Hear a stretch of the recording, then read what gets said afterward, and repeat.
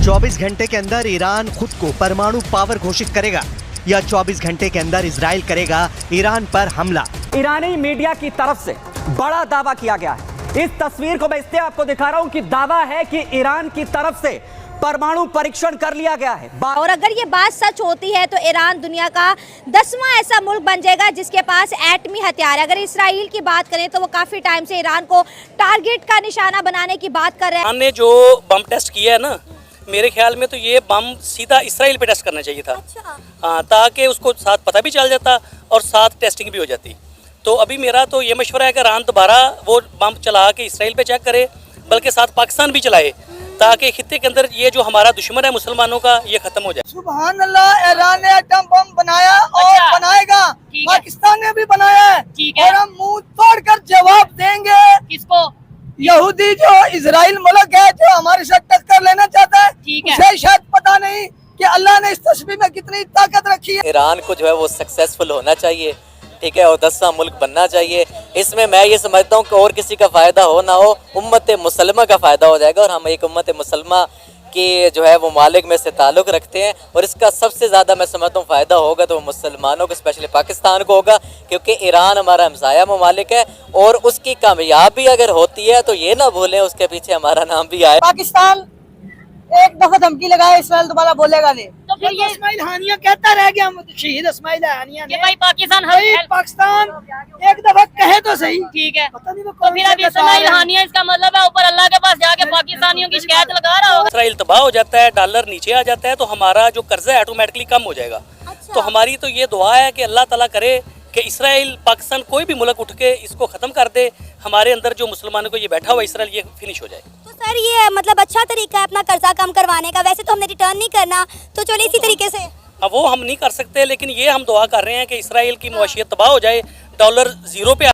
जय हिंद दोस्तों, बहुत बड़ी खबर निकल कर आ रहा है कि ईरान ने परमाणु परीक्षण कर ली है, ईरान ने न्यूक्लियर टेस्ट कर लिया है। अगर ऐसा होता है जो कि ईरानी मीडिया का दावा है, उसके हिसाब से अगर देखा जाए तो मिडिल ईस्ट में दुनिया का सेकंड कंट्री होगा ईरान, जिसके पास न्यूक्लियर का कैपेबिलिटी होगा। और इसके साथ साथ जो ये न्यूज़ आया है ये इस वजह से आया है कि ईरान के एक शहर है आराधन, जहाँ पर ईरान का न्यूक्लियर प्लांट है, वहाँ पर है जलजला आया था। एक अक्टूबर 5 तारीख को एक बहुत बड़ा भूकंप आया था जिसका तीव्रता था 4.5, जिसकी वजह से कहा यह जा रहा है कि ईरान ने खुफिया तरीके से ज़मीन के अंदर ये न्यूक्लियर टेस्ट को अंजाम दिया है। अगर ऐसा होता है तो जिस तरह इजराइल ने भी न्यूक्लियर हमला करने की बात की थी ईरान के साथ, तो ऐसा अगर होता है तो आगे जाकर ये जो वार है ईरान और इजराइल का, ये न्यूक्लियर वार में भी बदल सकता है, जो कि दुनिया के लिए बहुत बड़ा खतरा है। वो काफ़ी सालों से वो न्यूक्लियर यूरेनियम इनरिचमेंट कर रहा था। तो सुनने में आ रहा था कि उन्होंने तकरीबन 60% यूरेनियम इनरिचमेंट कर दिए। अच्छा। और एटॉमिक बम बनाने के लिए तकरीबन 90% चाहिए। तो हो सकता है उन्होंने 1-2 साल पहले ही बनाया हो। हाँ, लेकिन ये टाइम इस तरह आया क्योंकि अभी इजराइल अपना बदला लेगा। जिस तरीके से उन्होंने अपने बैलिस्टिक मिसाइल तकरीबन 200 के करीब इसराइल पे फेंके थे, और उधर डोनाल्ड ट्रंप भी कह रहे कि यार आप इनसे बदला लो, आप इनके जो न्यूक्लियर जहाँ पे न्यूक्लियर बन रहे उसके जो डोनाल्ड ट्रंप ने कहा था उसको डिस्ट्रॉय करो। क्योंकि अमेरिका को भी बहुत ज्यादा थ्रेट है ना ईरान से। अमेरिका को है, लेकिन सबसे ज्यादा जो थ्रेट है वो इसराइल को है। ठीक है। हाँ। क्योंकि जो ईरानी रजीम है, क्योंकि हाँ। वो तभी वो अपने गवर्नमेंट पे खड़े, क्योंकि वो इसराइल के खिलाफ नारे लगा रहे हैं। अच्छा, हाँ। क्योंकि उनके पास यही नारा है कि इसराइल तो बाद में आता है। ईरान के खुद के लीडर बहुत ज़्यादा गद्दार होते हैं, जिसकी वजह से या अपनों की गद्दारी की वजह से ईरान की बात करें या फिर हमास की बात करें या फिर जो है हिजबुल्लाह की बात करें, इनके लीडर जो है मारे जाते हैं। अपने इनके अंदर बड़े गद्दार शामिल हैं। नहीं, ईरान में तो ये जो आयतुल्लाह रजीम है, इनके लोग तो नहीं है। वहाँ पे काफ़ी लोग हैं, काफ़ी एहतजाजें होती है, लेकिन वो वहाँ बाहर बात नहीं आती क्योंकि वहाँ पे मीडिया कंट्रोल है। ठीक हो गया। इस तरह अगर लबनान में जाओ तो लबनान में एक बड़ी सतह पे क्रिश्चियन आबादी भी रहती है, ठीक है। तो इनमें भी हो सकता है। और मुसाद ने तो काफ़ी हद तक अपने जो जासूस है वो सारे ईरान में और यहाँ तक के सीनियर लीडरशिप में जो पासदारानी इनकलाब है उसमें फैलाए हुए तो हैं। ईरान के अंदर जासूसी की बू आती है और इस मामले में ईरान भी तो पीछे नहीं रहा है ना, उन्होंने भी लेकिन फैलाया। ईरान खामनाई की बात करें तो खामनाई ने एक फतवा जारी किया था कि ईरान कभी भी न्यूक्लियर वेपन नहीं बनाएगा, एटमी पावर नहीं बनेगा, क्योंकि एटमी पावर बनाना एक हराम चीज़ है और हम ये हराम काम नहीं करेंगे। अब आपको क्या लगता है वो अपने फतवे से पीछे हट रहे हैं? नहीं, सियासत में तो ऐसा ही होता है। सियासत और रिलीजन में बड़ा फर्क है। फतवा जारी किया था कि हम एटम बम नहीं बनाएंगे। नहीं, ये तो हमारे हुक्मरानों का एक तरीका है कि वो अपने बात से यूटर्न ले सकते हैं, तो ये तो यूटर्न ही है, यूटर्न ही लिया है। इसका इम्पैक्ट इंडिया पे क्या पड़ने वाला है?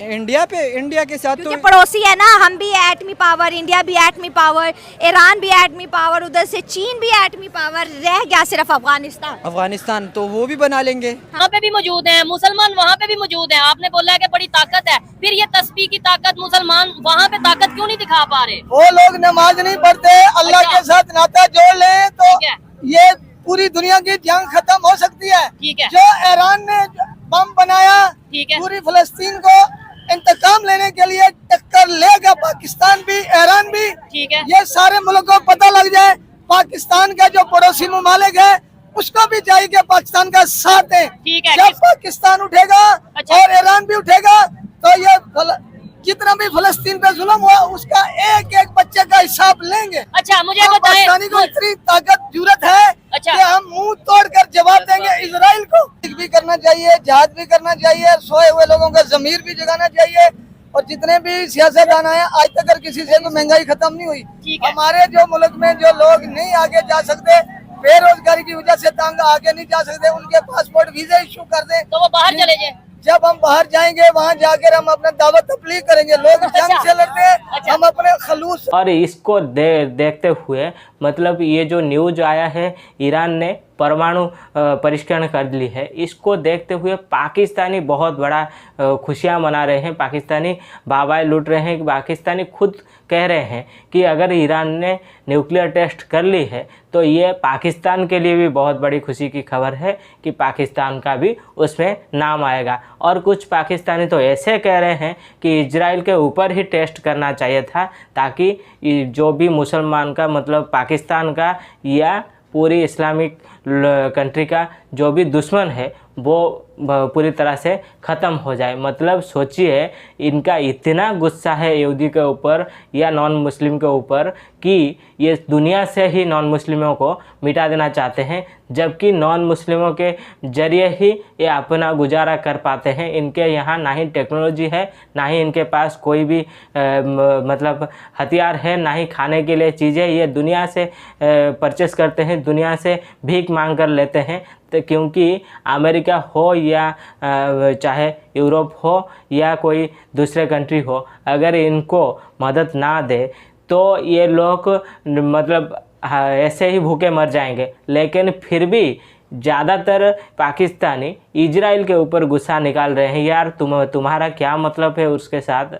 इजराइल के साथ गाजा का वार है या फ़लस्तीन का वार है? जब फ़लस्तीन इजराइल के लोगों को मार रहा था तब इनको दर्द नहीं हो रहा था, जब इजराइल इनको रिटेलिएट करते हुए गाजा के ऊपर हमला किया तब पाकिस्तानियों का जलन हो रहा है। ये ऐसा लोग हैं कि ये बहुत ही ज़्यादा खुशी मना रहे हैं, बहुत ज़्यादा उत्सुकता हो रहे हैं कि ईरान ने न्यूक्लियर टेस्ट कर ली है। मतलब सोचिए इन पाकिस्तानियों का जिस तरह माइंडसेट है, इनको अगर जो अपने देश में गुजारा नहीं हो पा रहा है, दुनिया भर में जाकर भीख मांगते रहते हैं, इनका गुस्सा है इजराइल के ऊपर, जबकि इजराइल इनको ना ही दोस्ती में ना ही दुश्मनी में किसी भी तरह का सा इनको गिनती में नहीं लेता है। दोस्तों आई होप कि आपको ये वीडियो बिल्कुल पसंद आया होगा। अगर वीडियो पसंद आए तो वीडियो को लाइक करिए, चैनल को सब्सक्राइब करिए ताकि ऐसे इंटरेस्टिंग वीडियो मैं आप लोगों के लिए और भी लाता रहूँ। तो चलो दोस्तों फिर मिलते हैं नेक्स्ट वीडियो पे, तब तक के लिए जय हिंद जय भारत।